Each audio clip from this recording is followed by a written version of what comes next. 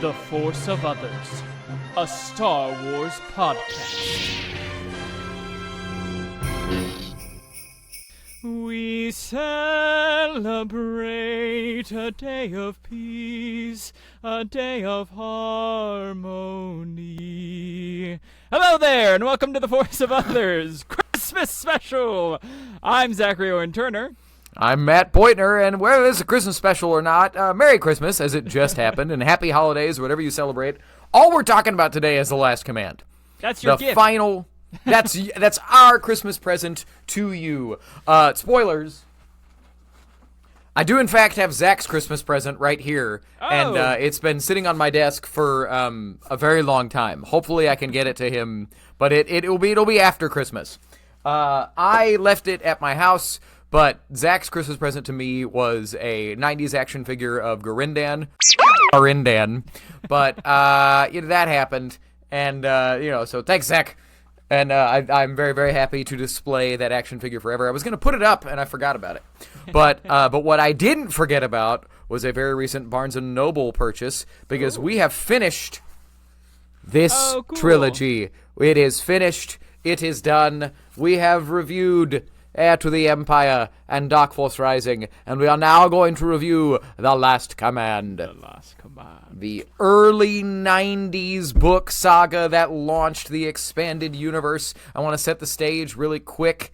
So, again, the Star Wars stories that had existed to this point outside of the movies. There was Splinter of the Mind's Eye, the novel that came out in 1978. The Han Solo trilogy came out in the late 70s. The Lando Calrissian trilogy all came out in 1993. But for where we were in 91, when the first book came out, Heir to the Empire, the Marvel Comics run had ended 5 years before that. The comic strip in the newspapers had ended in 1984. All that had come out was the West End Games RPG in 1987. And then there were, I'm trying to think if there was anything else. There were like radio dramas that would happen from time to time, just adaptations of the movies. But that was basically it. Star Wars fans were in the dark times. And then in May of 91, Heir to the Empire came out. Later on that year, Dark Empire came out, that comic. But this was the Star Wars that was available, and this is the novel that hit on April 1st, 1993. Yeah. Wild. What other opening things you guys say before we give them a rundown? April 1st, 1993 was 20 days before I was born. Yeah, I was... 20-ish. Yeah, this was like... I was 4. By like a little over 2 weeks. Yeah. Wild. And sidebar, this is the first time that I have read these 3 books in such close succession. Same. Usually I'll read Heir to the Empire once every couple of years. I think I've read it 5 or 6 times altogether. So I guess not once every like several years. But I think Dark Force Rising and Last Command I'd only read one at a time apiece. I had forgotten so much. Yeah. And but yeah, what else you got? This is the first time I've ever read it, so, yeah. It's been a really, really fun experience reading this. If you haven't read this, I highly recommend it. It's not canon, but man, it should be. It is really good. Does have its problems, for sure, but, all Star Wars has its problems, so...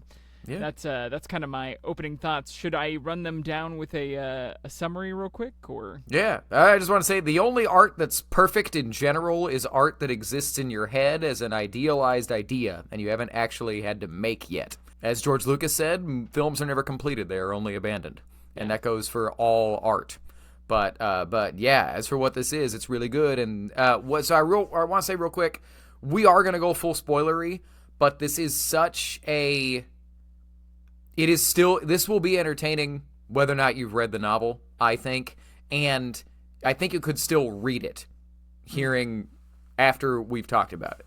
Because, it's especially with novels, it's about the journey more than the plot, right? And we're not going to get into all the details of the plot. Mm-hmm. At least we're going to tell you what happens, we're not going to tell you how it happens, for the most part. But enough of me. Zach, let them know loosely what this novel's about. Yeah. 5 years after the events of Return of the Jedi, Grand Admiral Thrawn mounts his final offensive against the New Republic. As Han and Leia welcome their twin children, Jacen and Jaina, into the world, the Empire traps the New Republic capital of Coruscant under siege. The Republic's only hope lies in sending a small force, led by Luke Skywalker and Mara Jade, into the very stronghold that houses Thrawn's terrible cloning machines. Emperor Palpatine's private storehouse within Mount Tantus. There they finally face the Dark Jedi, Jeruis Sabaoth, and Mara Jade carries out the last command of the late Emperor Palpatine. Yeah. So there we are, the final novel of the Thrawn Trilogy. So, Zach, what are your opening thoughts for The Last Command? Yeah, this is easily my favorite book of the trilogy. I thought the first one was good. The second one's also good, but this one really kind of brings it home. It feels like a Star Wars movie where it moves. It moves more than the other two, especially the last one, which you needed Dark Force Rising to set up this novel, but it falls into that middle chapter of like, we need to set up a bunch of stuff so nothing actually really happens. This one, everything happens all the time, constantly, which is fun. It moves. It moves like a finale. I have a couple of dislikes on it, too, but overall, I really, really like this book, and I think it works in a way that the other two struggle with. Yeah. I feel almost exactly the same. It's funny, you hear about how iconic these novels are all the time, just when you talk to Star Wars fans. Number one, it's because of everything that I just said at the beginning. It was the only Star Wars that was available at this time, and it's what proved to Lucasfilm that there was still interest in Star Wars. It is entirely possible we would not have gotten the prequel trilogy were it not for this, right? I mean, we would have gotten it in some fashion, I bet, eventually. George doesn't wait for anybody. But it is what for sure confirmed that there was still a rabid hunger for Star Wars, even in book form. But also, it's Han, Luke, and Leia at the forefront, going on an adventure, right? Yeah. I talked about this in the last one. The downside of that is in that that's what the expanded universe pretty much was for the entirety of its existence. It was Han, Luke, and Leia going on adventures. And they would introduce other characters, but those characters just never really had a chance at becoming anywhere near as iconic because people only knew them from books. That's the reality of it. Yeah. Which, getting into a discussion I'm going to ask you later, is why a lot of EU fans were upset when they wiped it and started fresh with the canon. But we'll talk about all that later. As for what this is, we like to lead with our positives. We like to lead with our likes and our loves. Zach, your first like for the last command. Oh my god, I have so many. Oh, me too. We're gonna We should rapid fire to this. Maybe I will do two at a time. Take your time. It's fine. Right. Let's live in this discussion. It's cool. All right. I really like the military tactics that begin the book. I like that we see Thrawn's military genius and him being like, cool, I'm going to attack here and here, but I know that they're going to send ships here and here and here, and then I'll be able to take this place. And I've also figured out how to make them think I have a super weapon without actually having a super weapon. He is so smart in this book, and not in a way where I feel like in Rebels he's like, yes, we will win. Like, you actually see his smart. Like, I love like see his smart. You see his genius. Like, you get to see his tactics and how they work. And it's cool to have a villain that's not just like, it's like, no, I'm gonna win because I'm smart and I figured you out. And so I really like seeing all of those military tactics. Yeah, 100%. It's funny. The opening of this book is what I thought Dark Force Rising opened with, right? The attack on the Yukians, where it's the Thrawn shows up in orbit of this planet and is basically like, hey, join the Empire, we need your planet. But they need to take the planet free of damaging it because what it's usable for is like food and storehouses and stuff. So they don't want to bombard it and take it by force. So they send a cloaked asteroid through the planetary shield and they're firing their turbo laser batteries at the exact same time that the asteroid does, so that it looks like they fired straight through the shield.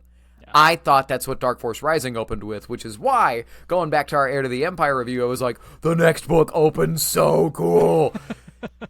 And then you read the opening of the next book and you're like, okay, Card and Mara Jade barely kind of fly away after almost maybe being spotted by Thrawn, and it's not very exciting. And I was reading it going, honestly, in my mind, I basically skipped Dark Force Rising in my memory, because you almost can. But I'm just tying into this, another big like from that first sequence, just the opening narration. Dark Force Rising is such a, like you talked about, a setup, but it's that one's a hamster wheel. Mm-hmm. It's this character feels this way and this character feels this way, and we're going to let everybody know how we feel about things, and we're going to have philosophical discussions for 300 pages, okay, in a Star Wars book, which is kind of odd. But then that this one of the first sentences is, this is not hitting a small base, this is not moving against a whatever, this is the beginning of Grand Admiral Thrawn's final offensive against the New Republic. It's him saying, to me, it's Zahn saying, hey, I know what that last one was. We're going. Yeah. This is it. We're coming for it now. Or even, like, I know how you felt about the last one. Relax. Here it comes. Yeah. So I loved all of that. But back to you. Yeah, I really like the conflict between Sabaoth and Thrawn at the beginning here. You know, Sabaoth really only cares about the Jedi, and he screws things up because he's like, but wait, they could be over here. Just having the two heads of an empire is really interesting when they don't work together. And I also like that Thrawn knows that he's just like, he knows about clone madness, and he's like, yeah, this dude's mad and insane, and I'm going to figure out how to fix clone madness, and I have figured it out, which you don't figure out how until the very end of the book, but I love that even in that beginning, he's like, no, I know how to fix it. It's fine. Yeah. Like, he's a tool, and then we'll be done of him when we need it, you know? Yeah, he's a tool, same as anything else. Yeah. Next one for me, just the top of chapter 2. I remember reading this as a kid, where it just captured my imagination and like excited me. I had like goosebumps as I was reading it. But just that it's a very simple couple of paragraphs of Luke Skywalker on a planet moving through a crowd, and then it says, and this planet was on the Imperial side of the line. So it's Luke Skywalker in just with his hood up, moving quietly through a crowd, and then just, oh, by the way, there's stormtroopers everywhere. There's just something about that straight into marching stormtroopers and Luke Skywalker raising his hood that it's just, that's the Star Wars story that everybody envisions coming next, watching Return of the Jedi. He's moving through a street, whatever, blah, blah, blah, blah, and here comes stormtroopers, no big deal. I'm raising the hood and I'm keeping going. Instantly on an adventure. Yeah. Loved it. Absolutely loved it. It gave me chills first time I read it. Yeah. I love Mara, like, knowing the Imperial Palace as well. Just like that we finally get to see her Imperial, like, she says that she's the hand for the past 2 books, and now you kind of, and you get to see it a little bit in Dark Force Rising, but you actually get to see it in this book, you know, where she's like, no, I know, like, the Imperial Palace is my home. Oh, and I don't have a gun? Cool. I'm going to go to the complete history of Corvus Minor. And guess what? That's a gun. And it's in every library that the Emperor ever had, that the complete history of Corvus Minor is a gun. But yeah, I have some more about Luke and that whole sequence as well. Go ahead. Oh, cool. I'll continue. I like how he gets away from the tail that he has, where he like jumps up on the building and he's like, "There's another guy with my cloak. I'm gonna pick up his gun and throw it to that guy." And that guy's just like, "What?" Like, and he's like, "All right," and I'm gone. You know. Yeah. And the little bit of conflict where he's like, "Is this the Jedi thing to do? Probably not, but he'll be fine. He's not me." Yeah. I forgot about that. Yeah. Good stuff. Jump into something completely different. A character that one of the things that I just desperately want to see in canon and we haven't yet, and I wish we did. It's so easy. I don't know why we haven't. But Winter is such a cool character. If you don't know, she's the caretaker of Jason and Jaina Solo. She's basically Leia's handmaiden, essentially. But also with the added detail of she was this legendary rebel operative codenamed Targeter, because she has like a beyond photographic memory. Yeah. That she could just kind of walk through a location once and she could instantly recount everything about it, how many paces to everywhere, how many doors, whatever. And she was like a go-to rebel operative. I always thought that was so cool and so easy. Just do it. Do it. Have her show up. Easily throw it into anything. She could show up on... I don't know that she will show up on Ahsoka, but you could, and I'd freak out. I'd be so happy. Yeah. She would work in a way that Joru Sabayat wouldn't. Yeah, for sure. You know? But back to you. Yeah. I really love seeing Thrawn be a leader in a way that we don't see in the Empire. There's the moment where, there's this whole sequence that I love, which is they finally have Luke's ship and they like have him in a thing, and then the X-wing, the ship around an X-wing explodes, a la Batman Begins or The Dark Knight, where like the Bat pod comes out and the bike comes out. It's basically the same sequence, but in space with the ship, and the X-wing is in there and he flies away. And Thrawn goes up to the ensign and he's like, "What did you do wrong? What can you improve on?" And he's like, "I did everything right." And he's like, "Okay, cool. I'm going to promote you. You did do everything right." And you had he's like, "I once stood up to the Emperor because I knew that I was the right thing to do. And he, didn't like it and I got chastised, but then I was right. And then I got promoted. I'm going to do the same thing to this little ensign. Like, he did everything right. He was innovative even. I'm going to reward that. And instead of force choking and killing him for his failure, I'm going to let him learn from it and grow from it." And it's just really, it's odd to be like, yeah, I like Thrawn. He promoted that guy. Cool.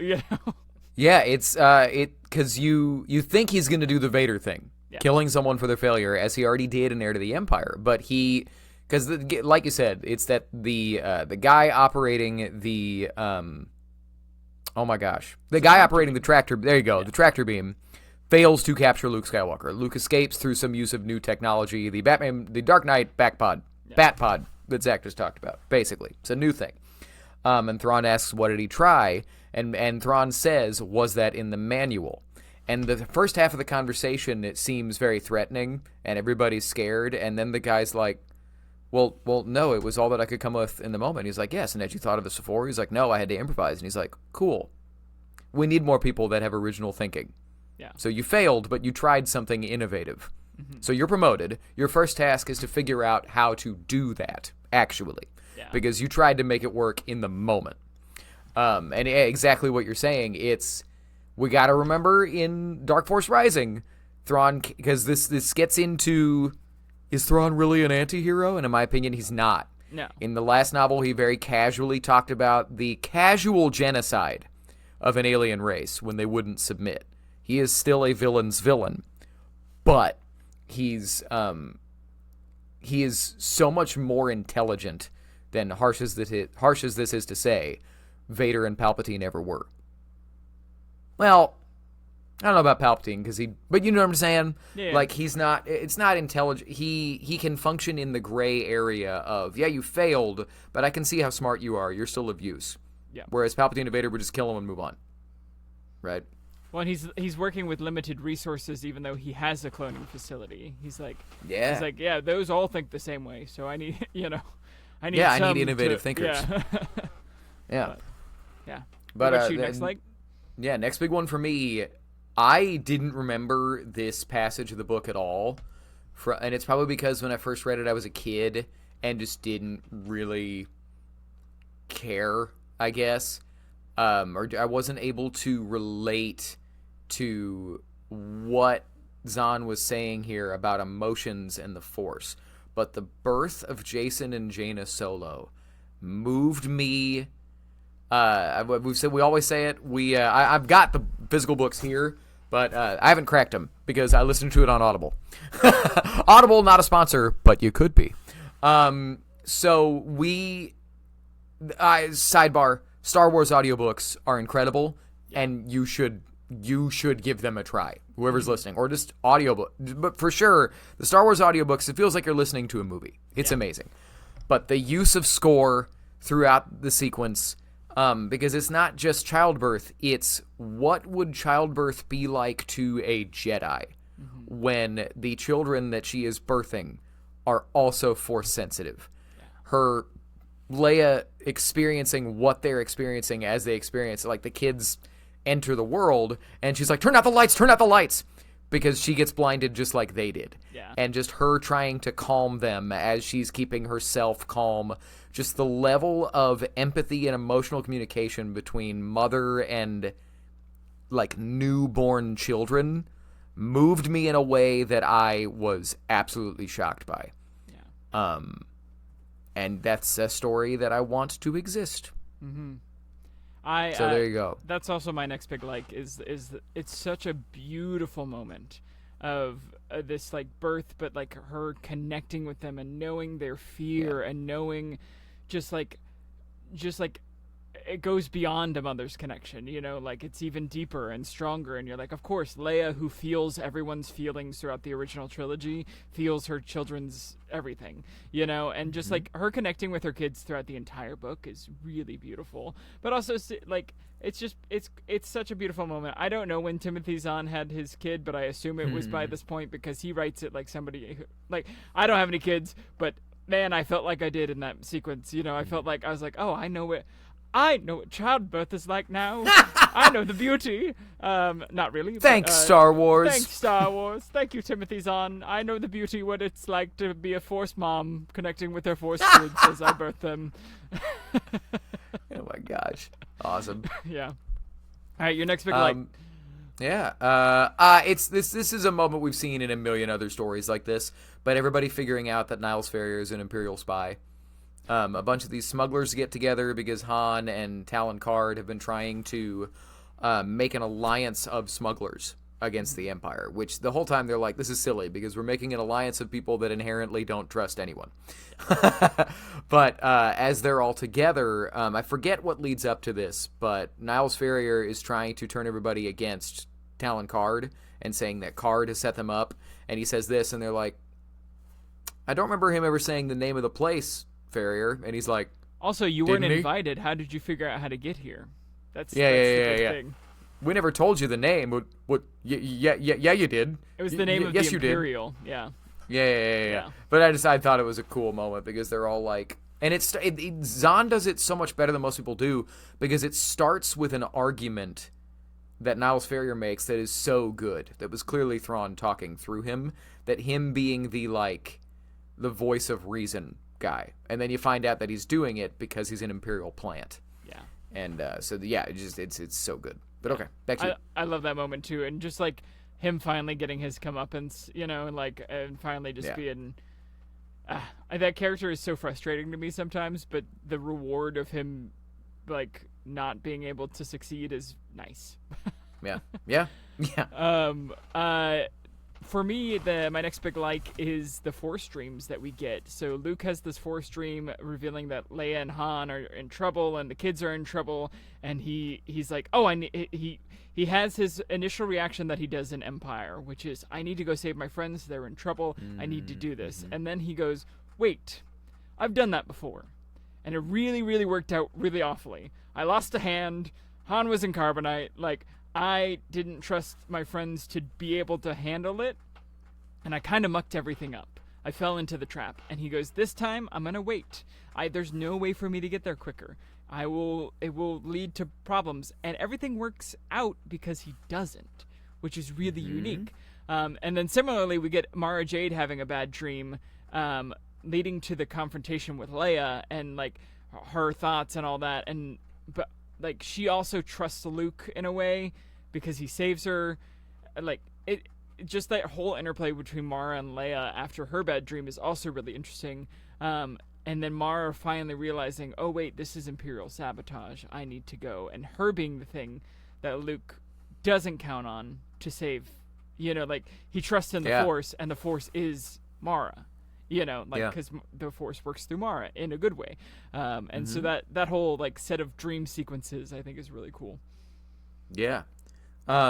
Just that sidebar, that the conversation between and the meeting of Mara Jade and Leia that's such a great moment. And it makes me wish, I don't know that they ever did this, but I wish there was a whole Legends novel of Leia Organa Solo and Mara Jade just having to cooperate.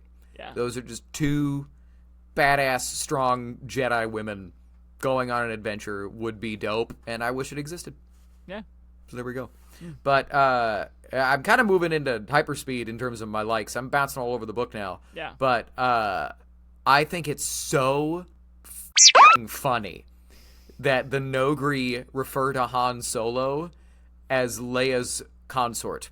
Yeah. I think that is the funniest stuff. the funniest in the world. It is so good. The consort of the Lady Vader. Of the Malariush. And he's just like, oh my God. It's so funny because they mean it as this term of reverence, but he's just like, I'm her husband. It's so funny. What do they so settle funny. on? I can't remember. It's like I can't remember, but they settle on a thing to call it. He's like, yeah, that's fine. That's better. Han, son of Solo. Han, son of Solo, yes. Yeah. Han of Clan Solo. There we go, Yeah, Han yeah. of Clan Solo. Yeah. That's too many different versions of Han the of Clan. Abel. Han of Clan. Han of Clan. Yeah. All right, back to you. Yeah, I'm gonna continue in order, just because that's how I have them written. Sure. I really love. There's a way that this book is written, which I really enjoy, which is you. So in one chapter you go to a certain point, and then there's a cliffhanger, and you're like, oh, cool. So it's like, cool. In the Imperial Palace, the stuff is happening. Oh, there are Imperial traders. They are there. Mara is there with Lando, and there's a person behind her that says, put your hands up, Jade. And then we go back from that person's point of view and continue up to that point and then continue on. So you get like this really cool interplay of going back almost like 30 minutes from the previous chapter where the previous chapter ended to figure out how the other group got there. And it would be a downfall of other writers to write it this way, but Zahn does it so well that you're like, cool, I'm on board. I know where we're at. Cool, this is the cliffhanger. We're going back now a little bit, and we're going to figure out how Bel Iblis caught up with Mara and Lando. You know, it's just a really fun way that kind of moves the story that I don't know if I've really seen in other books that much. I don't ever remember reading or hearing a story of like, cool, now we're going to go back about 30 minutes with this other group. I'm sure it happens, but not off the top of my head. And I really like that writing style. Yeah. Good call. It was awesome. One I should have said, my likes are still in order. I think I just skipped over a section of the book. I couldn't remember.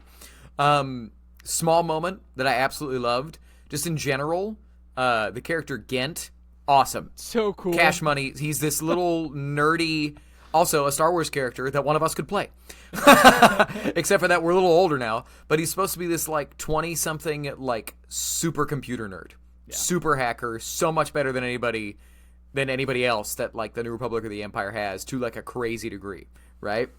And he at one point he's in the like deepest control center that the New Republic has on Coruscant, and Leia's like, wait, how did you get in here? And he's like, it wasn't that hard. And he just kind of like shrugs it off, like was it supposed to be secure? And she's like, what? And then he ends up being someone that can of course fix the unfixable thing. He's just like, well, yeah, it's pretty easy. And the whole room's like, you know, I love that character. I just love that moment of they're having a whole conversation about like, yeah, I think you could fix it because blah, blah, blah. And she has a moment of, wait, how did you get in this room? Mm-hmm. So funny. Yeah. Back to you. I'll just continue on Gent because I love him too. I love that they're like, she's like, okay, cool, I'm gonna take you to our Imperial crackers, and he's like, yeah, I did that in a month, and he's like, it took our whole team to do that in a month. Okay, cool. Yeah, no, get this guy a control center, and he, like, figures out who Delta Source is, and he's like, yeah, I know, I'm sorry it took a month, but, like, I finally figured it out, and just, he's such a great character model of just being this, like, whiz kid who's like, yeah, I'm sorry, like, you know. Yeah. He's so chill. That's right. He says, yeah, it took me about a month, I think Zahn writes, like, the room came to a stop, and everybody looked at him, like you said. You're like, it took all of us that long. Yeah. Anyway, like together, combined, awesome moment. Yeah.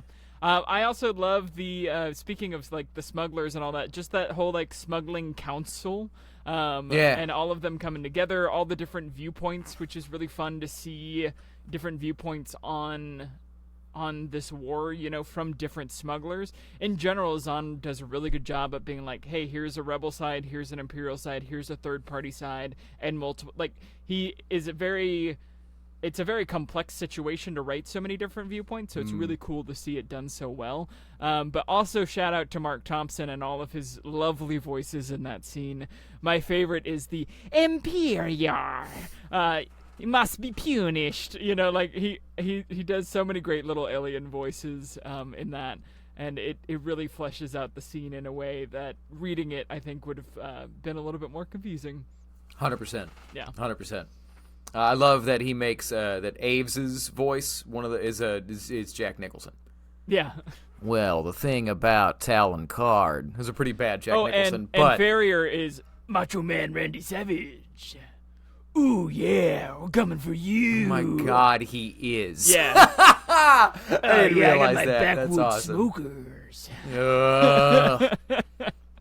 We didn't have any. Shouting back to the last review, we didn't have any Lando Calrissian, master of completely inconsequential circumstantial evidence in this novel. That was great. Yeah. That's a like. But my next real one. So if you haven't read anything up to this point, there's a character named Garm Bel Ilbis, who used to be the Republic senator for Corellia in Legends, and it was him and Mon Mothma and Bail Organa that started the Rebel Alliance, and then Garm left because he thought Mon Mothma was consolidating power for herself, and he was worried that they'd be rebelling against her before too long. But I loved the understanding that he gains into Mon Mothma in this novel, where he's like, yeah, she wasn't consolidating power so she could take over. She was consolidating power because she was afraid of anybody else bearing the responsibility. Yeah. That she didn't want anybody else to have to be responsible if she failed and got everybody killed. And so it's just, and I like that it's become like kind of a respect that he has for her. I thought it was weird that Mon Mothma like isn't in this novel, that it's him Barely. talking about her and she like doesn't show up to add to that conversation. I thought that was a strange choice. She does, but just in general, for like a second. Yeah. It's like a blink and you miss it, like the end of a holiday special cameo. You know what I mean? Like, everything's fine now, goodbye. And it's like, oh, okay, she's here too, I guess we'll applaud. But I just liked the idea that just fear is the enemy. Yeah. That it's a much more respectful problem to have, that she doesn't want anybody else to have to bear that burden, but she's still wrong. It's still that she's giving in to fear, right? Mm-hmm. You have to be willing to delegate. So, anyway, I just thought it was a cool writing moment. Back to you. I'll talk about Bela Bliss, too. I think he's so much better than Saw Gerrera. Come at me. Oh, sure. Come at me. Yes. I think he's so much better. I love him taking over the Coruscant defense and him being just this, like, he is enough of a tactical genius to help fight Thrawn. He can't beat him, but he can, like, stave him off, And Thrawn's even like, the Corellian has taken over. It took him a while. Yes. I wonder why it took so long, because he's the only one that can really do this, And, like, it's such a cool moment, And I really just like Bela Bliss as a character. Mark Thompson's voice for him is also really just charming, He's this kind of gunslinger type approach. Well, because it's at this point, like, the only Corellian that we knew really was Han Solo. Yeah. So, I guess the audiobook was recorded in like 2011, but I like the idea of Han Solo being basically a cowboy. So an older Corellian is just going to be an older cowboy's cowboy. Yeah, I love it. You know what I mean? Great job, Mark. Yeah. The GOAT. Yeah. I don't even know that it's debated that he's the GOAT. He just is. Everybody just accepts. He's the best reader of audiobooks, and the rest of us are we're going to carve out our own thing. But yeah, just in general, the Siege of Coruscant is such an interesting and crazy memorable space battle. Yeah. Because, it starts with just the same, basically, orbital bombardment space battle that we see in Revenge of the Sith, right? Just the Empire shows up. It's not the Empire in Revenge of the Sith, but you get what I'm talking about, listener. Laying waste Coruscant. What I don't get, sidebar if you know this, listener or watcher, why didn't the planetary shield come into the story in Revenge of the Sith? I'm sure there's some reason that someone just made up. Maybe they made it up in the novel. Well, they had to turn it off because of blah, blah, blah. Or planetary shields just weren't a thing like they are in this novel. It's probably all that it was. George just didn't think about it. Right, but this is set in the future of that, so maybe that's why they but you'd think shields. I guess that's fair. Maybe that's the way that I'll run with it until I hear differently. But either way, it starts with that, and then Thrawn leaves because the brilliance of this plan. How do you put the capital of the enemy under siege with expelling minimal capital? Yeah. They drop a bunch of cloaked asteroids into the atmosphere of the planet to make it to where if you were trying to leave, you'd run into an asteroid and die. Yeah. And what they do, they only have 20, but as they're dropping them off, they also just fire off a bunch of random tractor beams somewhere around 400 to where the New Republic has to expend so much time just searching, combing their atmosphere, every meter of their atmosphere for asteroids. It's absolutely brilliant. Yeah. I don't know if it could work in a movie. I think it could. You send could. off a ship and then and you're like, asteroid. Yeah, but I mean, you would run the risk of losing forward momentum and motion if it's while the other characters are off doing something, the characters that are under siege are sitting at computer screens scrubbing the atmosphere. You know what I'm saying? We have to scrub. We have to search faster. Oh no! You got a little bit of that in the original trilogy, though. People at screens, the beginning of Empire. Sure, but for seconds. Yeah. Act you know what I mean? They're coming out of hyperspace. Prepare the defense. You know what I'm saying? Not we must search. You know what I'm saying? Yeah. But brilliant. Just brilliant. Yeah. Back to you. So the novel continues with Luke, Han, Mara, Lando, and some Nogri going off onto Wayland, right? And the droids.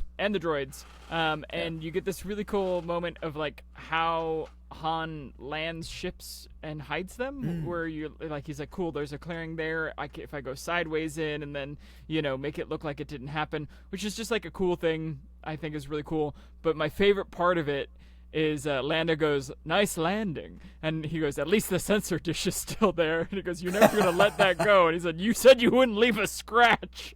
And just Han holding on to this resentment of I gave you my baby and you said you weren't going to leave a scratch and now I had to buy a new sensor dish. Yeah. It's such a true moment that has to be in canon somewhere. It's such a beautiful moment of true character.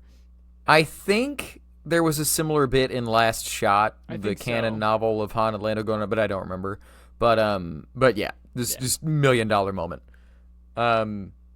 Yeah, I forgot about that. Good call.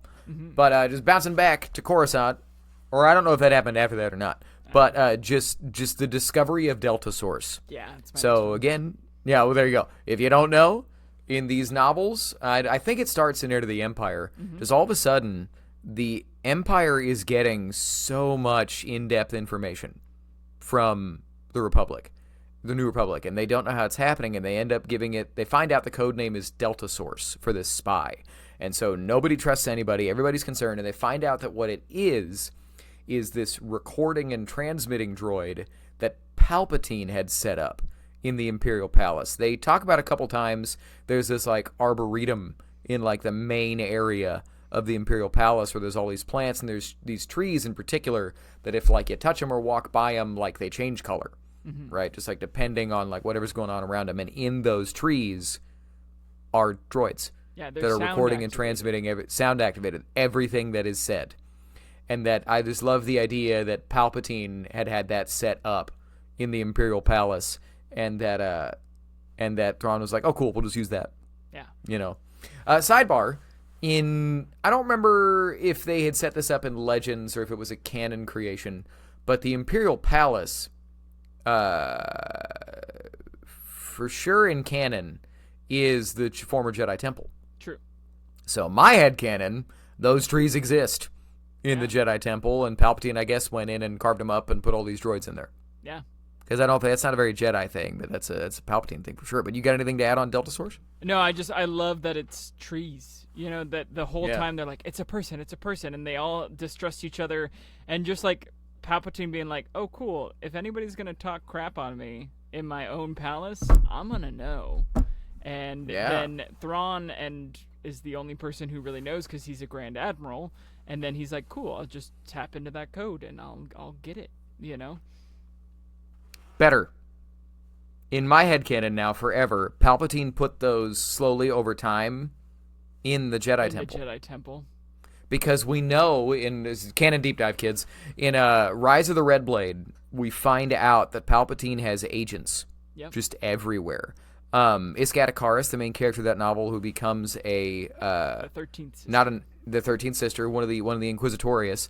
The only person she really finds kind of solace in and comfort in is this happy little gardener who just kind of like is there for her in a way that the Jedi aren't. My headcanon forever, my man was going around placing recording droids in trees. Yeah. There we go.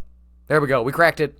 Yeah. There we go. It's so cool. In my mind, that's canon. It's also a thing it's in my discussions, but I think they could easily take Delta Source and drop it into canon easily. Like, use it. It's such a cool like thing that you wouldn't think about. Like, that's a great Andor season 10. Have it be about Delta Source. I thought that the Imperial Remnant commander, I don't remember her name, but that she's in the episode with Dr. Pershing in Mando season 3. Yeah. And she's like a New Republic officer now, which I still think is odd. But I thought she was going to be a Delta Source type, and ultimately she is. She's just not a droid inside trees. Yeah. Well, on to my next I love the son of Vader reveal to Mara through the Nogri. Of being like, yes, the son of Vader. And she's like, I'm sorry, what did you just, what, excuse me, what did you just call him? And he's like, he is the son of Vader. And she's like, what? You know? Mm-hmm. And just like everything clicking into place, I think is just such a fun little moment that she didn't know, but everybody else knows, you know?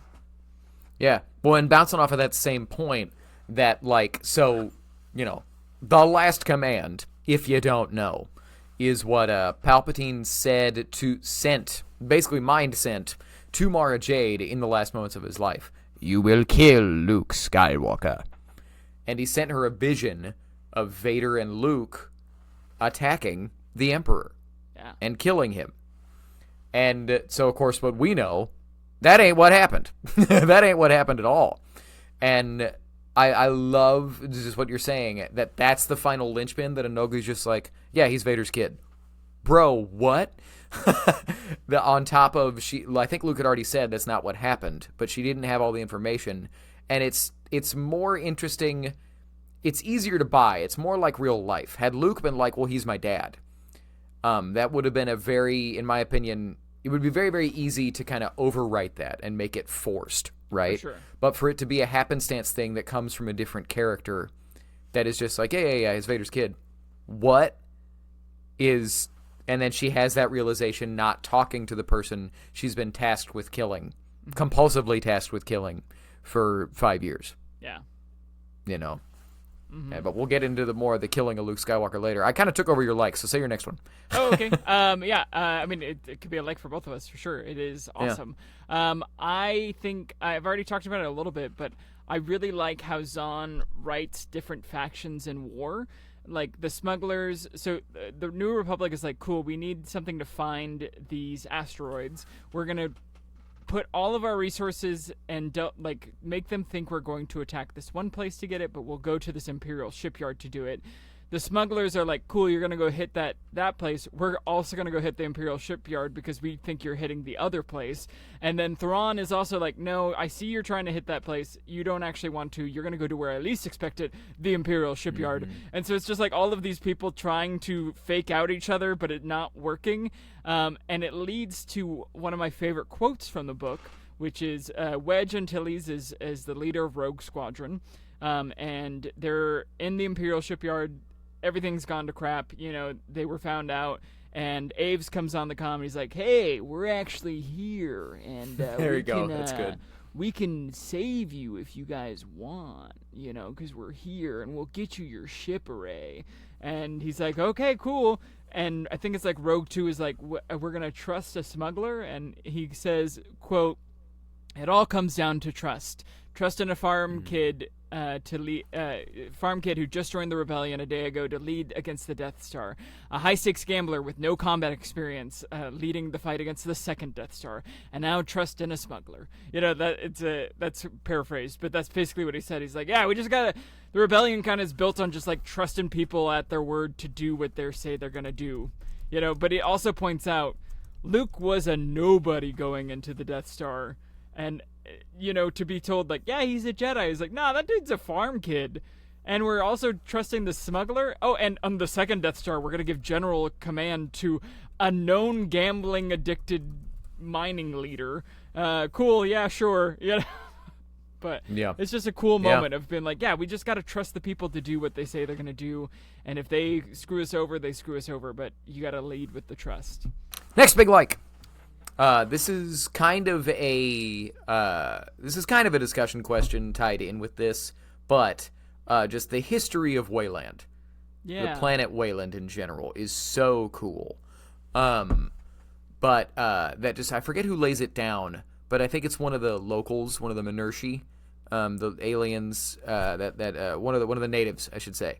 That there were human invaders at one point, and then much later the Empire came and built into the mountain to make Mount Tantus. Yeah. Then someone who called himself the Guardian, then in a battle that lit up the sky, quote unquote, the one called the Jedi Master defeated the Guardian. This is kind of a discussion question, but I don't know that Legends ever spelled out who the Guardian was. We know that it was someone put there by Palpatine that Sabaoth killed and took over from. And we know that it wasn't Sabaoth because he dies in the Legends novel Outbound Flight. So, I mean, my headcanon is that it's a Snoke type. It's a crazed, failed Palpatine clone. And then it got killed by another crazed, failed Palpatine clone. Because I don't know why a Dark Jedi acolyte would willfully kick it in this middle-of-nowhere planet. I guess unless they were working on something deeper in Palpatine's storehouse on Mount Tantus that we never found out about. Could also be like an Inquisitor type. Yeah, just a lower level Force sensitive. Yeah. But I just like that we don't know who it is, but I would like to know something. Because how did, you know... It's not that I want more Sabaoth stories, because... God damn, is he annoying. But they do cool things with him, and that ties into my next like. But I love that, like, a native's perspective on all that. Like the battle that lit up the sky, what we would know to be Force lightning, to someone that has never seen anything like that. Yeah. It's very, like, D&D coded. Someone that's never seen, like, spells before. Yeah. Right? Well, speaking of D&D, I'll go back. I skipped over it, but there's a moment in the palace where Mara saves Leia, and she, like, Force projects, like, talks to her in her mind, is like, just surrender. And she surrenders, and then she comes in and kills 4 guards, and they're like, it was only 5 seconds, and it's later. And a round of combat in D&D lasts 6 seconds, and you're like, oh, cool. So she took out 4 enemies in one round. Cool. She must have, like, action surged and, like, used 2 more actions, you know. My mind instantly went like, all right, cool, D&D, how did she do that? Let's figure it out. Yeah. Well, if it's 4E and they're minions, 1 hit and they go down no matter what. So the DM was probably using cleave rules. So then if you do that, she could have been a monk. She could have had flurry of blows. She could have been a paladin. She could have hit him with one of her, like, divine smites. She could... Area of effect spell. Could be an area of effect spell. Were they undead? Okay, sorry. In case you don't know, we're super nerds. But speaking of Jorah Sabaoth, a like tied in with a character that I dislike. I love the sequence when he has completely, fully taken control of the mind of the Imperial General Koval, or Covell, whatever his name was. Yeah. That, like, then when he removes it for a second, just the way Zahn writes General Covell's inner thoughts of, like, but now he's gone. He's present, but in a different way. I forget how he says it, how he phrases it, but he's like, now I have to think for myself. He says it without saying it. It's written way better than I'm saying it right now, but just what it would be like to a weak-minded person to lose the thing that's been controlling your mind, that it's been there for so long that you've loved it. You love it. You need it. Please it's the only come way back. that you know how to exist. Yeah. He literally begs for him to come back, and he's like, I can't. But I just thought that was so cool, and then he had become so dependent on that mind control that he died. Yeah. Killed him. It was as soon as they brought Issa Lamiri, the force-blocking lizards, into the base, it killed General Covell. And I thought that was fascinating and so well written. Yeah. I love the Issa Lamiri being there too, and being like that being what makes him able to make clones faster, is like the connection of the Force to the original host is what causes the clone madness. But if you can make them without that, then they're not mad, and you can make them quick. Yeah. Which is cool. That's a cool little moment, which then pays off when you get Luke Skywalker. I was going to say, there it is. So not the elephant in the room, but the clone in the room. Let's take a pause from likes for a moment and get into Luke Skywalker. He is illustrated on this, illustrated edition, right? In that, fun fact, cloned from the hand that Luke left behind on Bespin. I left that there. Oh, well. On Cloud City. With that lightsaber. Dro Sabaoth made a clone of Luke Skywalker. Zach, this is something that gets ridiculed to death, even today. Thoughts on Luke Skywalker? I think he's underutilized. Ooh, okay, hit me. We never hear him talk. He is just a way for Joruus Sabaoth to attack Luke, and maybe he replaced parts of his brain too, but I don't know how he would have done that in the short little time that he destroys the Issa Lamari to when we see Luke, So I think he's underutilized. We never hear any of his things. You could have had a really cool moment, because we know that Mark Hamill wanted the "no, I'm Darth Vader now," moment at the end of Return of Jedi, where he takes the helmet. So you could have a easily twisted Luke Skywalker, because we know that there was darkness in him that he chooses to overcome. So being a clone of him, you could, especially raised by Joruus, you could easily have that darkness and have some really cool moments of him talking to himself. And but instead he's just kind of a mindless clone that is good at fighting and knows his moves. It's like when somebody, it happens on a lot of clone stories where they're like, they know all of your moves, so that you have to switch it up and the other person has to defeat them.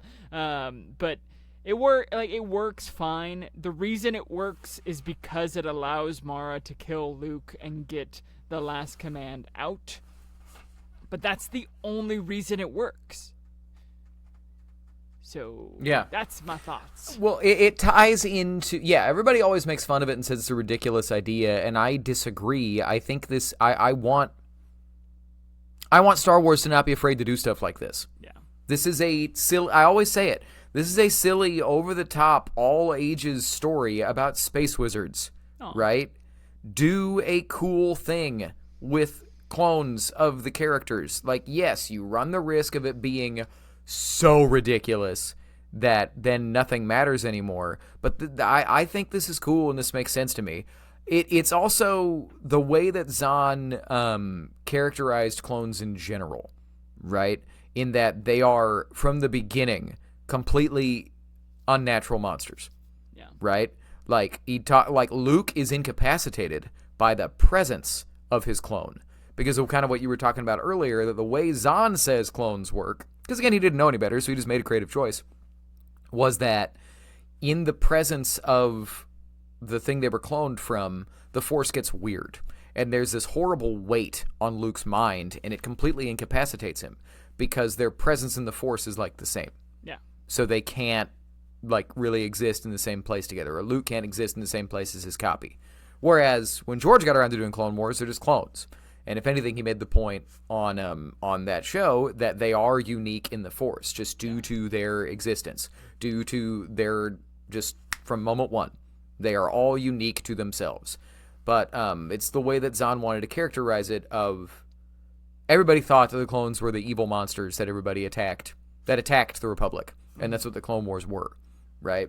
So it ties into how he characterized him, that it was just going to be a mindless Luke Skywalker. I think it's such a cool writing choice to have that be how Mara fulfills, like you said, the last command. That's a way to kill Luke Skywalker without killing Luke Skywalker. Yeah. And I can understand. I could see it becoming a mustache-twirling, cheesy, bad Saturday morning cartoon thing if Luke was having to fight his evil clone all the time. If it was like, evil Abed from Community, that you slap a goatee on him and he's evil, right? But like you said, there's a lot of interesting stuff you could have done with nature versus nurture. Yeah. And sidebar, it is not impossible to see a version of this in canon. Oh, for sure. In the Greg Pak Darth Vader run, when the first of comics, the first time Vader gets to Exegol, he's walking around those like laboratories, and this is pre-Return of the Jedi. The story exists to show to Vader how much more powerful the dark side is than he could ever imagine. Mm-hmm. To set up what he says in Return of the Jedi, you don't know the power of the dark side, right? Well, as Palpatine is monologuing to him about like all the things he can create with the darkness and create with pain, Vader's looking at all these, cloning vats and stuff, and one of the tanks that he sees has a floating human hand in it. They don't acknowledge it, they don't call it out, but those that know could be Luke's hand, which a lot of people were like, that's stupid, and I was like, you're wrong, it's cool. So anyway, Luke Skywalker, I am a fan. I'm half a fan. I mean, I'm half a fan too, but I like it when we do the silly, over-the-top stuff. That's when you get bold new things. Yeah.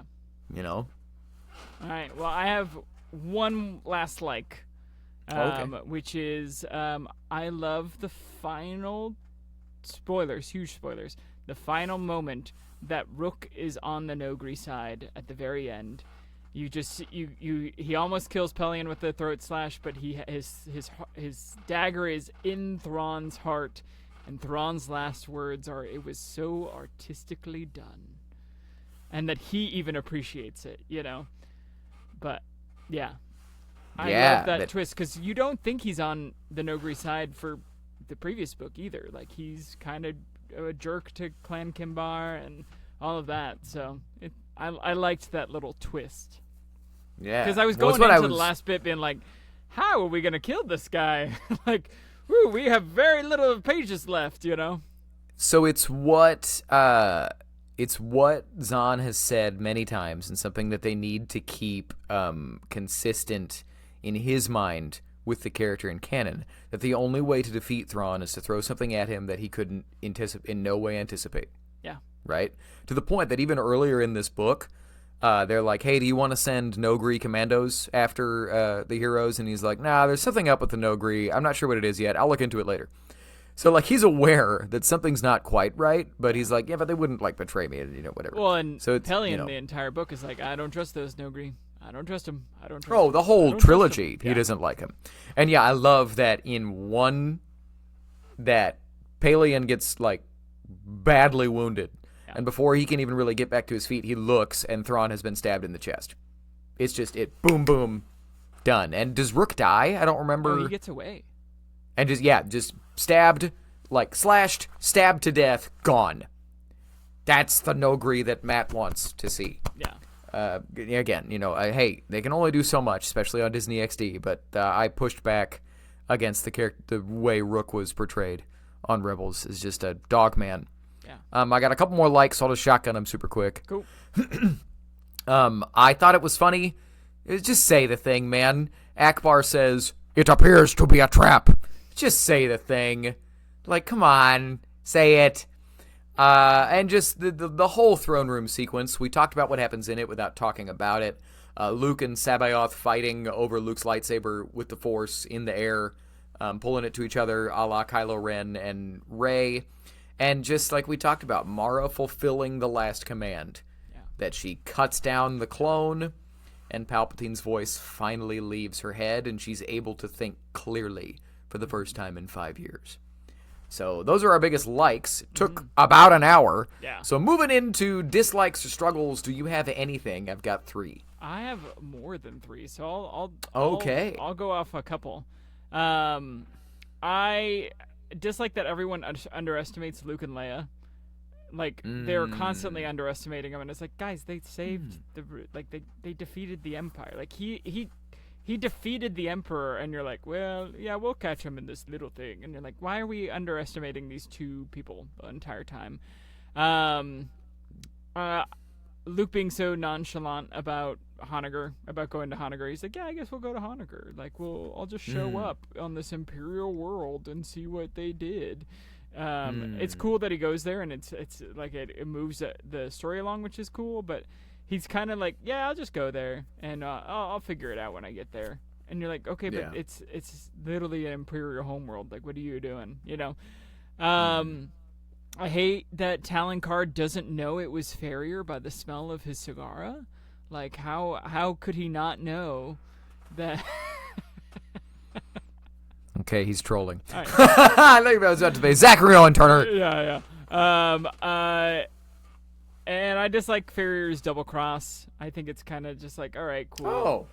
It's fine, but it's like, I don't know. I guess I didn't need that character redeemed, but I kind of wanted him to join the smugglers and be true with his actions. But it works out for the better. I was kind of writing these as I read it, you know.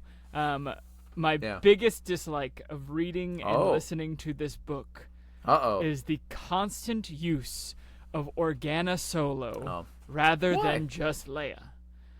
Why not just say Leia? Like, it's constantly, Organa Solo did this, Organa Solo did that. Like, were you trying to reach a word count?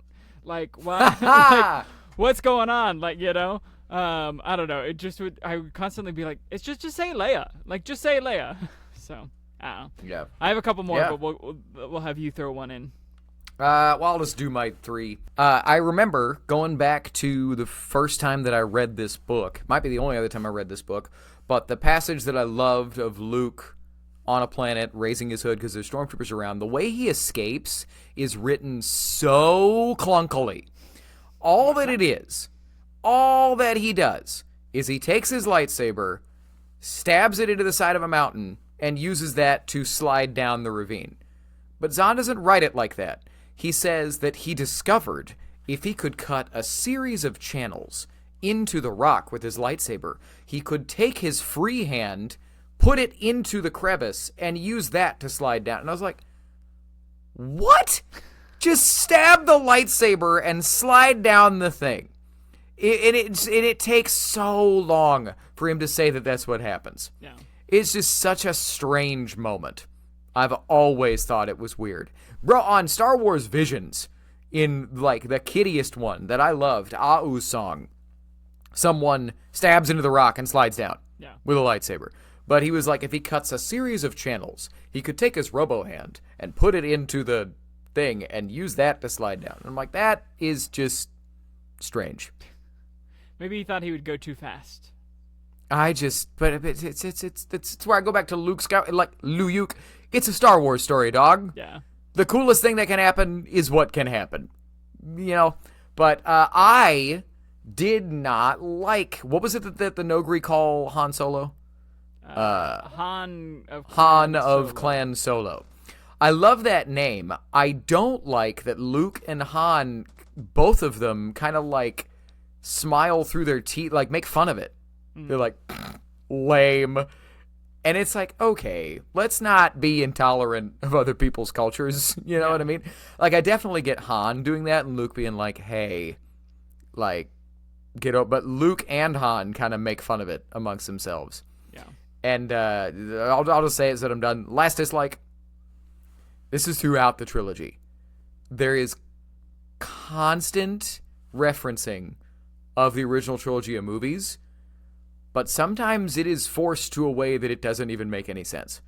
Like, when Luke walks into a bar in Dark Force Rising, he's like, the last time I walked into a bar, I was looking for Han Solo.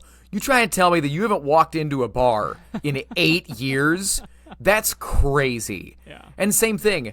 He flies down through a narrow ravine at some point. I think it's when he's on Honegger in this novel. And he says, the last time I was in one of these, it was on the Death Star. You try and tell me you haven't flown through a tight area since in 8 years? That's crazy. You don't have to be like, hey, remember this movie? Hey, remember this movie? Hey, remember this movie? To that degree. Yeah. You know what I mean?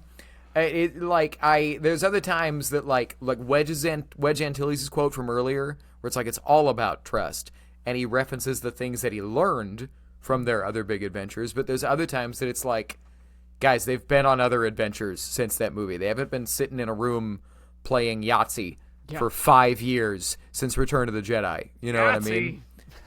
You know what I'm saying? Can you imagine? Anywho, but back to you. So them's all my dislikes and struggles. Yeah, But, I have everything a else couple like. more. I think the jungle sequence could have been shorter on Wayland. Trudging through the jungle with the You're right, droids you're and all right. that. It's like, okay, cool. Can we just say it was hard to get through the jungle? Yeah. You know, I like that he teaches her like Jedi stuff, but like all the other stuff, I'm like, cool. Let's move it a little bit. And then my other biggest dislike is that Thrawn's death happens so quickly, and the wrapping up of this end of this book is like, oh, and we're done. Oh, okay, cool. He gives Mara the lightsaber, and we're done. Cool, that was it. And you're like, what? What do you mean that's it? Like, can we get like a little bit more? Like, can we get an epilogue? Like, I don't know. It finished leaving me wanting more in a way where I was like, are we getting another book after this one? But I guess you do. Well, there's so many. Not written by Zahn. There's several more written by Zahn, but this was because Heir to the Empire hit.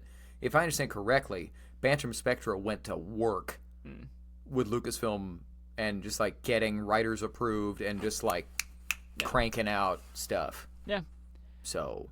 But that's the ends of my dislikes. I have a couple of discussion questions, and I also have stuff that I think they'll use. Do you also have some discussion questions? Or do we already go through all of them? Oh yeah, I got a couple. I like that the differences in Legends or canon for how they sense clones. Like in, again, the way Zahn wrote, I don't remember if this is consistent through all of Legends, but it is for these 3 novels. Zahn treats clones like unnatural monsters, right? So Jedi can sense this weird, like, pressing in the Force of just something's not right. And then the only time that I can even think of that they could sense clones in canon is in the Ahsoka novel. She encounters stormtroopers, and when she's walking up on them, she just reaches out with the Force. She's like, "Oh, weird, they're not clones," and like that's it. Yeah. You know what I mean? She's like, "Oh, they're just normal individuals. Interesting, strange." And I just thought that was interesting. The differences there, and then just to stick with that, I thought this was really good writing. I guess this is actually more of a but Paleon talking about Joru Sabayot and his random outbursts of madness, and just Paleon saying no matter how many times he saw it happen, he would never get over the sudden dips into the slippery twilight of clone madness. And just, again, the way Zahn wrote all these things, that clones are unnatural monsters. Clones are prone to going crazy. Yeah. They shouldn't exist, right? I just thought this is interesting and just odd. Yeah. Right? But over to you. Yeah. Do you think that cloaking shields and cloaking ships is a little too Star Trek? Honestly, no, because they, like, I see what you mean, right? It's a little too techy. It's almost sci-fi, right? But like in Ahsoka, they build a giant hyperspace ring. That's true. I think you can do it if you maintain the fantasy element of it. Like in Empire Strikes Back, when the Falcon vanishes. No ship that small has a cloaking device. To which it's like, well, how does... That, huh? And now that's just, George and Lawrence Kasdan writing something that they didn't even want to bother explaining, because that's how Star Wars works. Yeah. It works when you don't explain it. This just happens. Like, how does that work if it's easier to cloak a big ship? You know what I mean? Cloaking in Clone Wars? Yes, we do. Yeah. They treat it as a submarine thing. Yeah. It's that really long cloak ship. Yeah. On the episode where it's Anakin squaring off in a naval battle against Admiral Trench. Yeah. The spidery guy. The one that you hate. I love him, actually. I think he's so cool. Oh, really? I want more Trench. I don't really... I mean, I'll go to the Harch planet if they all look like that. Yeah. Humanoid spiders that don't really look spidery. If they go there and it's a bunch of spiders and the humanoids, nope. Nuke it. Nuke it from orbit. It's the only way to be sure. Nuke it. Nuke that planet. Yeah, but I did too, so you do another one. Why haven't we gotten more? I mean, I guess we're kind of getting a little bit of clone stories in Mando, but we really haven't got clone stories in the way that this book does. Like, are they worried about the association? Are they worried about Clone Wars, like, just being such a big thing? It's something I think we could have seen more of, especially in, like, the sequel series. I'm just curious why we haven't, you know? Well, yeah, I talked about it last time with Dark Force Rising, that I wish that we saw, just like you're saying, just different versions of clones. Yeah. Because in canon, Dexter Jetster says they're cloners, damn good ones too. And like you said, I want to see they're cloners, damn bad ones too. Yeah. Like, he doesn't say they're the only ones in the galaxy, but in canon, they're the only ones we've seen outside of Dr. Silo in the first Darth Vader run. And whatever he clones you himself get in Episode 9, whatever that might be. You're exactly right. They've hinted at other stuff, because then he's not a Jawa, the Ugnaught from Mando season 1, whose name Queel, there you go, says that he worked the gene farms. And doesn't explain what that is, but he doesn't need to, which is very Star Warsy. I'm just going to say this thing that we don't know what it means, but we're just letting you know that it's there. Yeah. And I guess I'm wrong, because we did also see the clones of Moff Gideon, that Din killed them all. But so we have seen some evidence of cloning, so I take all that back. But not in a way like this book is, you know? Yeah, I just, it's because it's the same reason people think Liu Yuke is silly. I think there's a way for clones to get completely emotionally irrelevant. And it's like, okay, what's this story now? You just wanted to put that dude's face on another dude's face. Yeah. You know? Cool. Well, do you have any more discussion questions? I have things I think just they'll use, some. But I've got two more, just kind of more points than questions. I liked just Zahn does something that the original Star Wars movie does, where kind of what I just talked about. Mention something that you don't need to explain. It just makes the universe sound cooler when you just say it.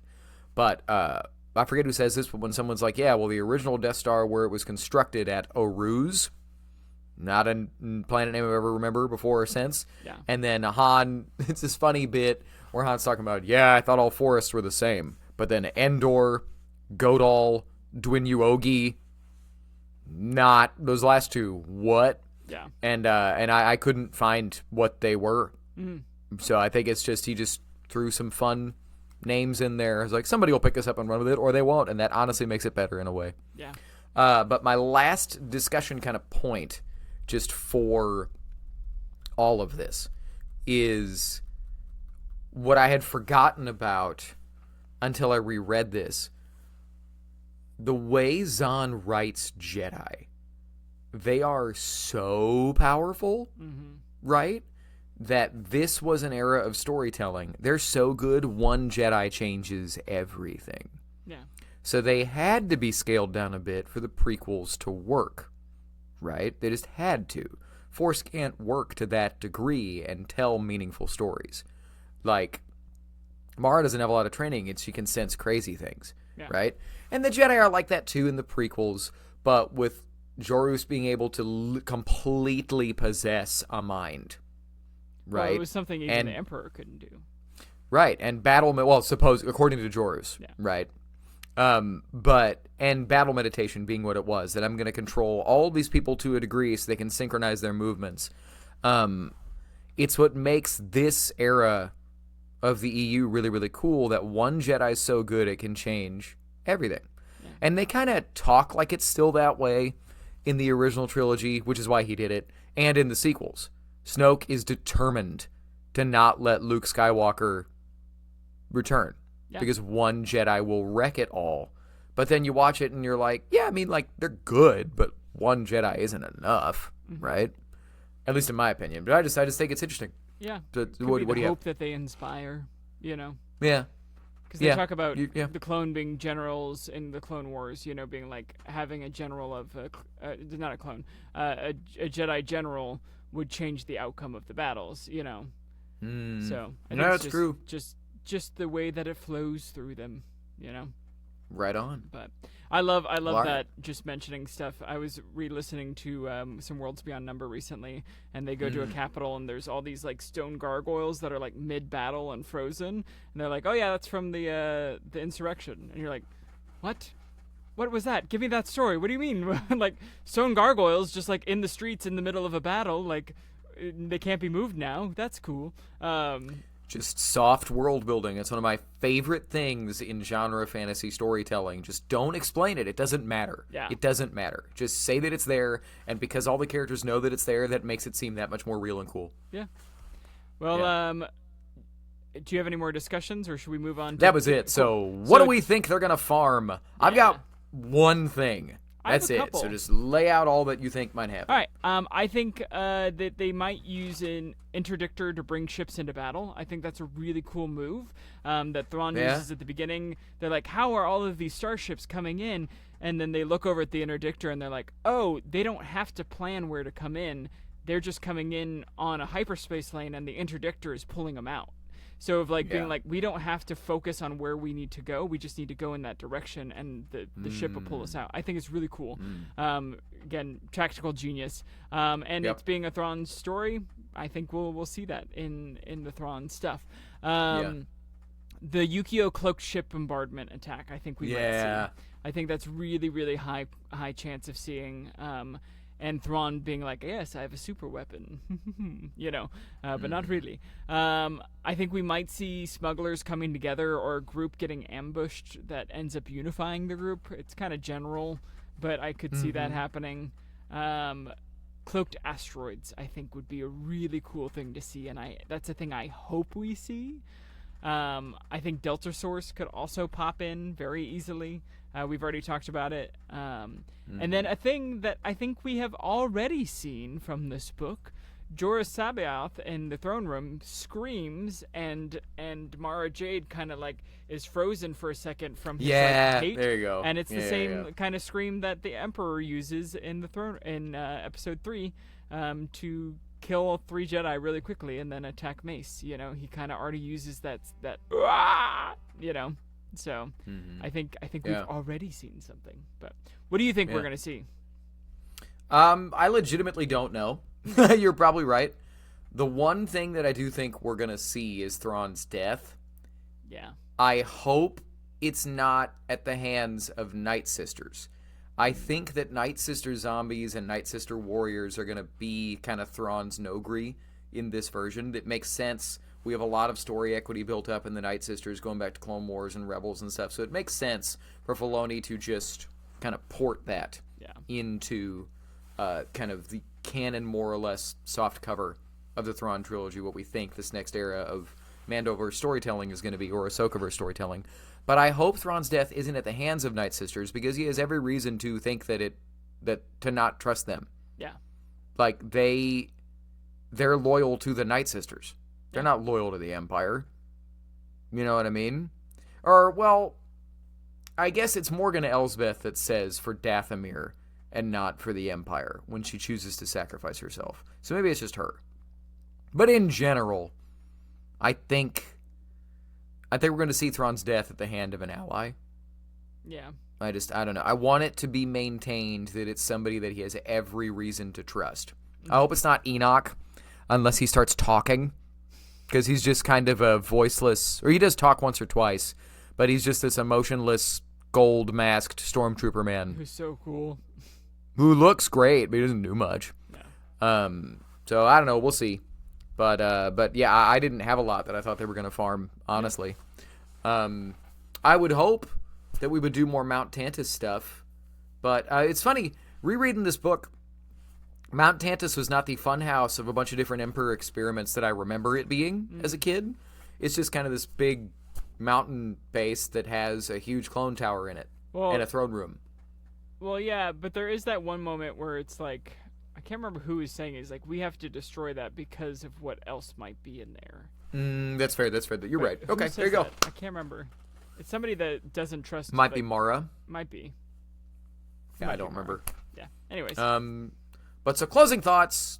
You go, and then I will, if you got anything else to say. Yeah, I feel like my Star Wars nerd card is like one piece more complete by having read this trilogy. I'm really glad we were able to read the whole trilogy and kind of get it out before the end of the year. Especially with Ahsoka Season 2 coming up, we should see some of this. I mean, we better see some of this. But I'm curious to see what happens to Thrawn. I'm kind of glad he exists a little bit longer than we had him here. I hope we get to see more of his tactical genius like we do here in the coming stuff. And I like this version of Thrawn a lot. So I hope we get more of this version of Thrawn than the Rebels Thrawn. But yeah, that's my, if you haven't read it before, read it. It's cool. It's good. It's good stuff. It feels canon-y. You know, it feels like the original trilogy that we all love. So. Yeah. We said it all at the beginning. I think that this is, surprisingly, I think this is my favorite book of the trilogy. Yeah. I think everybody says Heir to the Empire, and I think that's mostly because a lot of people, I'm not trying to be mean when I say this, but a lot of people, they'll read the first thing. They'll watch the first episode, and that's about what they'll get. Yeah. That's about what they'll do. You know, you just fall off. I don't know, but to me, Last Command is easily the best of the three. And you can there kind are of a read couple, it on its own. You like, could kind of read it on its own. You could, and it would all make sense. You wouldn't get some emotional investment, but it would all make sense. Yeah. Like as long to as a you know degree. Who Mara and Talon are. That is the other thing. It does not explain who these characters are. It treats it like you've read the others, but you don't really need to know that, like, Mara was captured by Thrawn for 5 chapters. Yeah. You don't need to know that, you know? But to move into the Thrawn of it all real quick, because I talked about how I like this Thrawn back in Heir to the Empire. And what I meant, I didn't talk about how he's so much, I wasn't trying to talk about how he's so much smarter here than he is on Rebels. I'm trying to talk about how on Rebels and Ahsoka and in these books, he's a villain. Yeah. He is a villain. And in the other Legends novels and canon novels, he is not a villain. He is an anti-hero. Mm-hmm. And I don't like that. My personal preference, again, a character casually mentioning a genocide that casually needed to happen, there is no version of that they're an anti-hero. No. Period. Full stop. End of it. And there's a lot of people that say that Filoni is off base and, like, bad for making him a villain that would, like, bomb civilians, like, or fire on civilians as he does in Rebels. Yeah. And that, like, he's just ignoring the canon novels that he hasn't read. It's like, in my opinion, Zahn wanted to make his boy an anti-hero when he had already made him a villain. He has full right to. It's his character. But I see no version of an anti-hero in this. But it's also the beginning of Thrawn, right? Like, the canon novels don't go... I mean, I haven't finished them, but the first... You're right. Because I was going to go on to the novels with him in the Chiss Ascendancy and the novels with him that Zahn wrote in canon are before and during Rebels. Yeah. Bobby Robertson, shout out, has a take that he's, in his opinion, Thrawn could be the way he was in the canon novels and the Chiss Ascendancy novels and then go and is secluded on that out-of-nowhere planet, out and stuck on that other galaxy for an undisclosed amount of time, presumably 10 years. Yeah. Or however long, and go a little nuts, and now he's coming for blood. Well, it's also... And now he has become the Thrawn from these stories. Yeah, that guy right there. It's like Emperor Snow in the prequel book to Hunger Games. He's a good guy. Like, the best villains start off with good intentions. Also, a good villain always thinks that they're right. And that what they're doing is right. Sure. And so showing that, like, oh no, I joined the Empire to, like, help my homeworld. That's what I'm doing. And then you're like, no, I kind of really like the power of being the Empire. You know, that's all you got to do. Yeah. Well, also that in other stories, the biggest one for me is that in this novel, Thrawn is, in these books, Thrawn is not doing anything other than returning the Empire. Yeah. In the canon novels, he's a sleeper agent within the Empire to eventually overthrow it so that the Chiss Ascendancy can take over. Mm-hmm. That's not at all what's happening in the Thrawn trilogy of novels here. And I'm going to be honest, I don't think that's an interesting thing. I think that him trying to rebuild the Empire is more interesting. Yeah. Sorry. That's just personal taste. Not saying I'm right or wrong. Now, one last thing to say. We've talked for a long time. Long episode. Merry Christmas. Is the Thrawn trilogy better than the sequel trilogy? Every time episodes 7 through 9 are talked about, one of the most common things to get brought up among Star Wars fans is how much better the Thrawn trilogy is and how this right here should have been the sequel trilogy. Do we agree with that? Zach, I'm going to give that to you first. I think it feels more in line with the original trilogy. I feel like it has the through line of being written closer to it.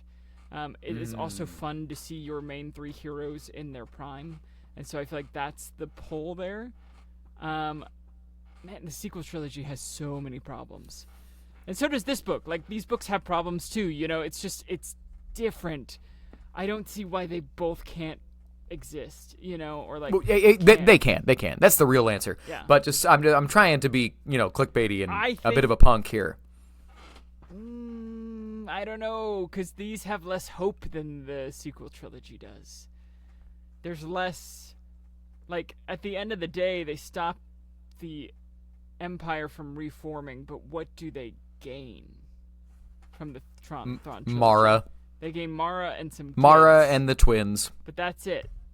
So I'm gonna kind of say no. I think I like the overarching story and themes of the sequel trilogy. Yeah. Come in. I'm also going to say no.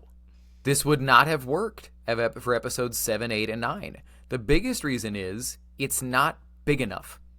It'd be big This enough was for one enough movie. For one. Yeah. Not for a trilogy of films at all. They do not move the universe forward enough. They just don't. Yeah. You introduce a really cool villain that challenges the heroes in a really cool way, or a new way than the Emperor and Vader, and you get another cool member of the team. But this would at most fill in episode 7. Yeah. It would not fill 7, 8, and 9. And the biggest reason that I like it better, and this will be what makes people mad, you don't get new lead characters. Yeah. I love Luke, Han, and Leia. I do. They're always my Star Wars leads forever, right? But every new trilogy has to introduce new leads. Yeah. It does. The prequels were not Han, Luke, and Leia as kids. They were the generation before. The sequels needed to be the generation after. Would I have preferred Luke Skywalker in particular to be characterized differently? Yes. But I'll still take the sequels that we got over this. Yeah. I remember even going back to 2015, tying into the 10th anniversary of Force Awakens, and I might have said this on the commentary track. There were a lot of people that were saying, just recast Han, Luke, and Leia and do Heir to the Empire, do the Thrawn trilogy. And I was like, no, do something new and bigger. Yeah. So, and they did that. So there we go. This will be a clip and we'll make lots of people mad. Sorry. But okay, so what were you about to say? No, I was about to wrap up. To wrap it up with some positivity, trust in your people, trust in the smugglers and the farm boys and the people that are around you that you care about. Merry Christmas. Yeah. Hope that you had a Merry Christmas. Merry Christmas to you and everybody that you love. I am gonna wrap up with some Christmas Carol super quick. I did write this adaptation, but this is full on from Charles Dickens. I did not write this, but I love it, and it is the point of the Christmas Carol, and it's something that's worth remembering at this time of year and at all times of year. Scrooge was better than his word. He did it all and infinitely more. He became as good a friend, as good a master, and as good a man as the good old city knew, or any other good old city, town, or borough in the good old world. He was never again visited by spirits, but he thanked them daily and felt their proud gazes on him. It was always said of him that he knew how to keep Christmas well, if any man alive possessed the knowledge. May that be truly said of us and to all of us. And you know the last bit, and so as Tim observed, God blesses everyone, but be a good person. Be a good person, and moving into 2026, you have a silly new commercialized opportunity for a New Year's resolution, and in what's going to be a fantastic Star Wars year. A fantastic Star Wars year. We're going to break it all down next week. We got Ahsoka Season 2 coming. We got Maul Shadow Lord coming. We got The Mandalorian and Grogu coming. We got a bunch of Star Wars novels coming. Star Wars Comics is going to do crazy stuff if they're wiping the slate clean. We got a lot of dope stuff on the horizon. I had a moment this week where... Keep Christmas well, be a good person, be as good a master and a good a friend and as good a man as anybody, or person, as anybody could ever know. That's what I want to say going forward at the end of this Christmas season. But what were you about to say? Oh, I had a moment just in hyping for 2026 where somebody was like, yeah, the sequel to Clone Wars. And I was like, what are you talking about, sequel to Clone Wars? What show are you talking about? And then I remembered that it's Small Shadow Lord, and I was like, oh, yeah! And it's a sequel to the Clone Wars. Yeah. I remember going back to 2014 or 15, or sometime around there. So we were a bit after the cancellation of Clone Wars. Last we saw of Maul was him getting, it might have been 2013 actually. Whatever. Maul got lightninged by Sidious. I have other uses for you. And we were like, what is that? What is that? This is 8 years before we got the finale of the Mandalorian stuff. And him showing up on Rebels. Several years before that still. But I remember an interview with Sam Witwer on some podcast where they were like, yeah, where was that going to go? Can you tell us anything? He says, all that I can tell you is this, because it's all I know. That in talking about other things with Dave just told him that, well, when the Clone Wars are over, Maul's still running around. And he was like, what? And that's all Dave told him. He was like, whatever, bye. Cool. So I'm very, very excited to get that, I hope, what is a complete puzzle piece between the end of the Siege of Mandalore, between the end of the Siege of Mandalore and what gets him to Malachor. Yeah. Right? Not to mention Solo in between, the head of Crimson Dawn. Oh.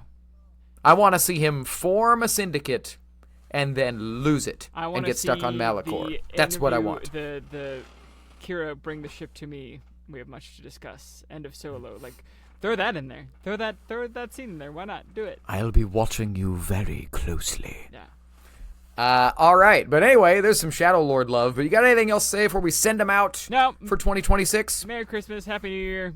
Or whatever you celebrate. Happy holidays. Yeah.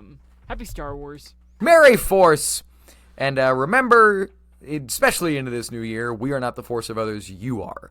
And remember, the force of others will be with you. Always. Oh, ho, ho, ho. Cute. The Force of Others, a Star Wars podcast.